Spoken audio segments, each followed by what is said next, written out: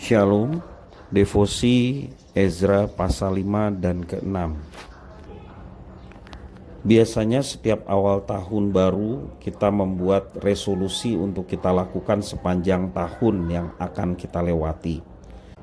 Akan tetapi kerap kali resolusi-resolusi itu tidak terlaksana dengan baik dan akhirnya berhenti di tengah jalan.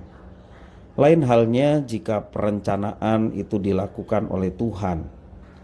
Jika Tuhan yang berencana, tidak mungkin tidak terjadi. Tuhan Allah memerintahkan umat Israel untuk membangun kembali bait Allah. Sayangnya terjadi banyak penolakan. Ketika proses pembangunan dilakukan, seorang bupati bernama Tatnai datang dan mempertanyakan siapa yang memberi izin dan yang terlibat dalam pembangunan kembali bait Allah itu, tertulis dalam ayat yang ketiga dan yang keempat. Bahkan Tatnai mengirim surat kepada Raja Darius dengan agenda membatalkan pembangunan bait Allah. Kita perhatikan di dalam pasal 5 ayat 7 sampai yang ke-17. Bagaimanapun juga rencana Tuhan tidak mungkin digagalkan oleh siapapun.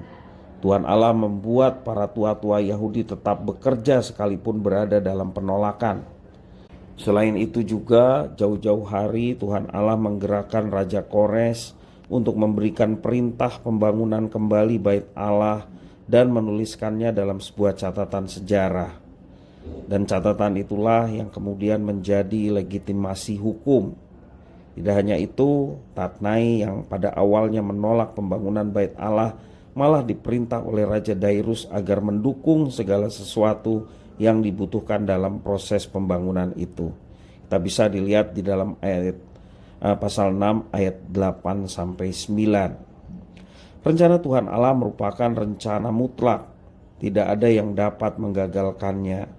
Dalam prosesnya, penggenapan rencana Tuhan Allah bisa berliku-liku. Walau demikian, yang pasti adalah rencana Tuhan Allah akan terjadi sesuai dengan skenario-nya Tuhan Allah sendiri.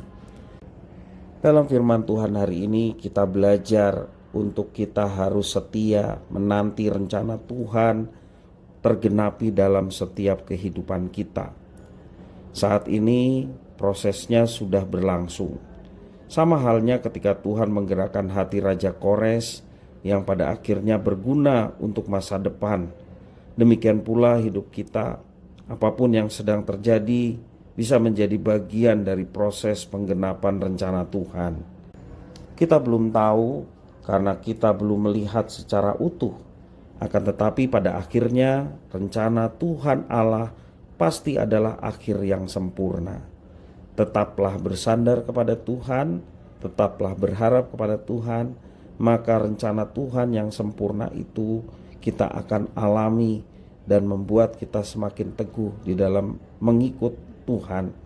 Tuhan Yesus juga sudah merancangkan sesuatu yang baik buat kita, baik keselamatan maupun juga penyertaan dalam hidup.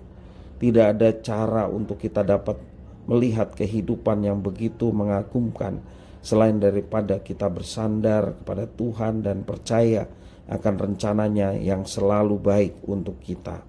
Tuhan Yesus memberkati.